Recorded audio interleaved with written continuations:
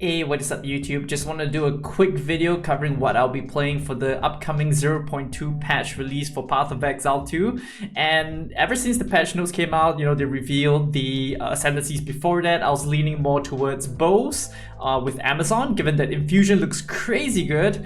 As you can see over here, infusion gives 612% at max level for each of the infusion that you get. And then when I saw the numbers, that was insane. So that's when I started leaning towards it, building around that concept of infusion. But after the patch notes came out, a lot of nerfs went to bows, for example, like lightning rod having a limit. So there's a lot of the single target aspects of the build is going to get hit. So that's where I started leaning more towards crossbows after I saw that they're going to be buffing crossbows, increasing the damage number. So we're going to be getting a lot more flat damage, being treated like a two-handed weapon, given that crossbows didn't have an offhand like bows do.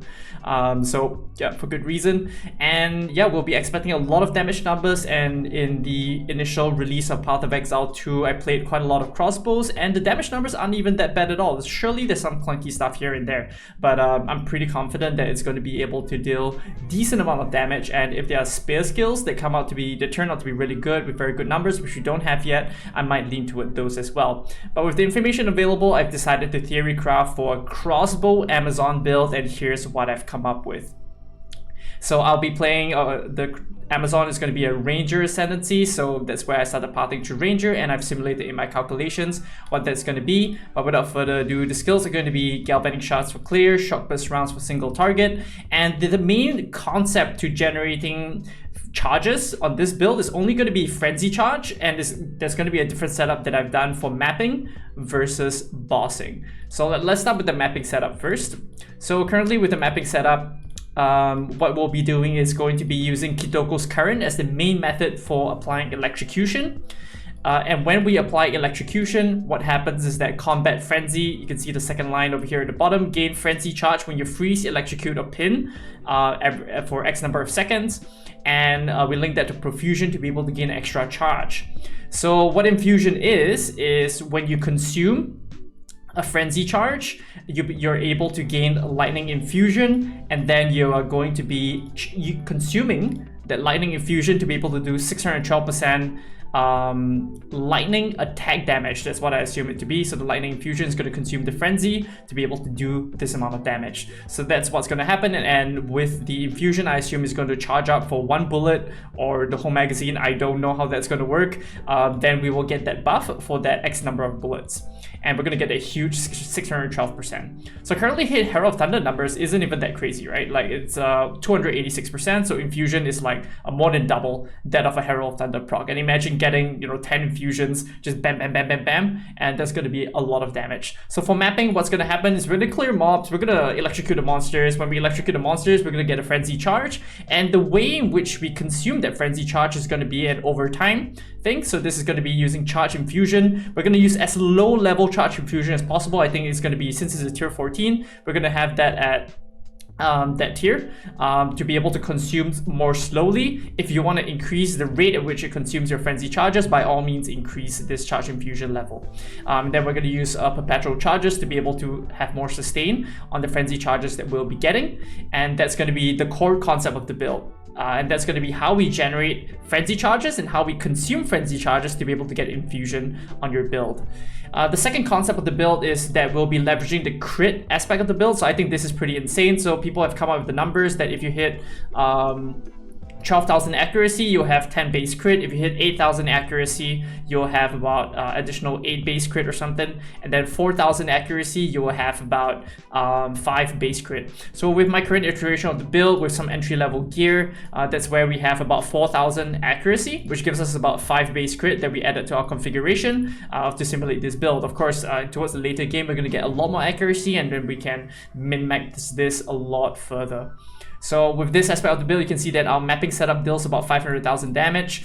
We have simulated 5 base crit, 20% from the weakness ascendancy, and then fresh clip for 40% more damage. This is for shock burst. And infusion is in no way calculated in this build at all. So whatever you see here is going to be a lot more with the infusion. So as for the ascendancy points that I'll be taking, just to cover it really quickly, we'll be taking infusion, of course.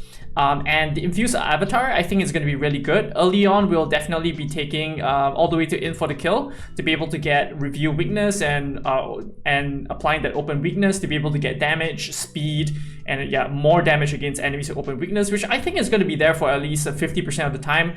When they show in the reveal, the health bars are like staggered. So there's going to be moments where there's open weakness and the moments where there's not, but on average 50% of the time there's going to be open weakness. So technically it is a 50% more damage from what I've seen, but I've taken a more conservative view and put just 20% more damage within the POBs. So within for the shocks, I've configured it to be 40, but with the optimal setup for the shock burst build, I've gotten my shock up to 100. But for now, in the more early setup, 40% I think is a reasonable number with some base shock of 20, some voltaic mark here and there, and then increased shock magnitude. I think 40 is a reasonable number. In terms of defenses, I've opted for evasion, and for bossing setup, I've gone for acrobatics for that purpose. And without further ado, let's hop to the bossing setup and show how I've configured the bossing setup. So first and foremost, the glove changes, everything else remains the same. We change over from Kitoko's Current, which electrocutes, to Marlagara's Virtuosity, which is an insane glove. You can see that this gives me a huge amount of more damage over here, 60% more damage just putting it on. And what it does is that it gives a flat amount of crit damage bonus. You can see it brings it all the way up to 400%. I have no idea why this is 77% by the way, but it brings it all the way from you can see here 272 all the way to 477, and it gives 300 more multi essentially. And it caps it, which means that it's not scaling any multi from the tree. Is not going to increase your damage at all. So that's why we don't take any multi on the tree for the bossing setup. As for the gems, how we are going to manage generating infusion charges is going to be through what I imagine to be a cast on crit. So why didn't I use cast on shock? Because shock burst rounds doesn't shock, which means that while you're using your main DPS skill, you will not be generating any energy, and that's bad for the build. So that's why I opted for cast on crit, even though it's 100 spirit as a concept of how we generate charges during boss fights. Hopefully we're able to generate enough energy, but with this we are able to trigger Sniper's Mark on a regular basis, allowing us to consume that Sniper's Mark when we crit, doing more damage. Okay, so that's where the multi is from, 77 more bonus multi, and we consume that to be able to generate a frenzy charge. And once we generate that frenzy charge, we'll have charge infusion to be able to consume that frenzy charge to give us lightning infusion, which then boosts your damage during that fight.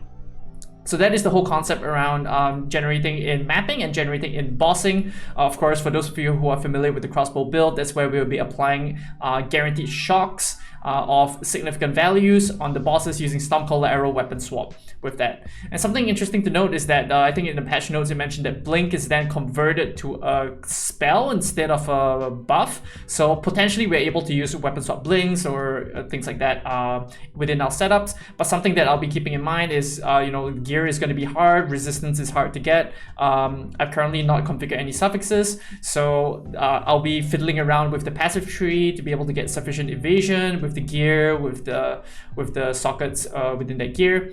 But yeah, with the crossbow, what we'll be aiming for is going to be physical damage with some crit, attack speed, and that's going to be the name of the game. Hopefully with Recombinators we're able to get that a lot quicker. So this is what I wanted to cover for the build. The POB will be in the description below. You can change between the configuration setups. Currently with my single target with this level 93 tree, it does about 700,000 damage without infusion, and with extremely conservative estimates for fresh clip, it realistically can go up to more than 120% more damage after 6 seconds, but I've just gone with the 40% for good measure.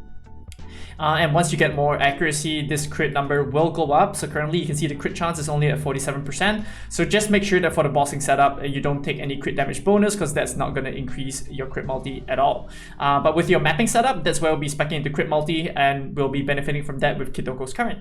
So that's what I want to share. Thanks so much for stopping by, and I'll catch you live on stream at the Leaguestarter. I'll be streaming for the first few days of the league, so you can just catch me there, and we'll be iterating on the build. So do stop by if you guys want to see any updates. All right, thanks so much for watching, and I'll catch you guys in the next one. Bye.